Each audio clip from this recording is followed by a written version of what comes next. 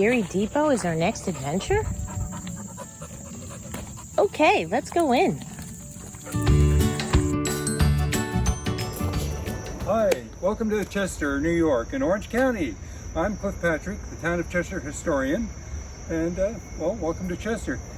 If you arrived here in 1915, just after the 1915 Erie Station was built, this on the railroad, we're on the main line, the Erie main line. This is probably how you would have arrived, especially in the spring when all the roads were muddy before they were paved. And that's the way people traveled, especially between towns. Alan Held was an Eagle Scout in 2012, put together this marker which explains Chester and what it was like to travel by rail. And actually there's a neat little map here. So this is the Erie main line. So this would be going towards Jersey City and Monroe, and this would be going west towards Chicago, the next town being Goshen, New York. We're going to visit the 1915 Erie Railroad Station, which replaced the 1841 Erie Station, which was the first station on the Erie main line to have a full-time station agent. So the 1841 station was, when the 1915 station was built, the 1841 station was moved about 100 feet to the east and then used as a freight station for the next 50 or 60 years. So, welcome to the 1915 Erie Railroad Station. The train would have pulled up here, stopped, and then you would have deboarded onto the platform. If the weather wasn't nice, you probably made a quick beeline to get underneath the platform. You'll notice there are very generous eaves on the building, so the passengers or people on the platform had a little shelter if the weather wasn't too nice.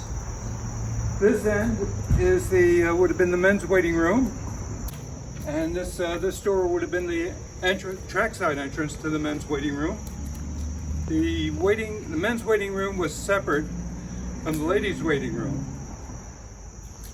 You'll notice the windows are, for this portion of the building, set out a little bit, the station master's office. And this way, the station master could look up and down the track to see when trains were coming or departing. And when the station was built, it was heated with coal. In the basement was a coal burning furnace. And this little plate right here covers up the coal chute. So train would come and they'd set up some chutes and just slide the coal right into the basement. And that could be shoveled into the coal furnace and keep the place warm in the winter. This was the trackside entrance to the ladies' waiting room. And then on the end was a baggage room. So the passengers would come off the train, and then they'd unload their baggage, and the baggage would go into the baggage room waiting to get picked up to go with the people wherever they were going, to a local hotel or some other place. Before we walk around towards the village side of the building, you can take a look at the roof. These are terracotta tiles made by Ludwigi, and they were made in 1914, and when the Chester Historical Society took possession of the station, roughly 1/4 to 3/4 of these tiles were smashed or broken. It was quite a challenge to get the tiles replaced.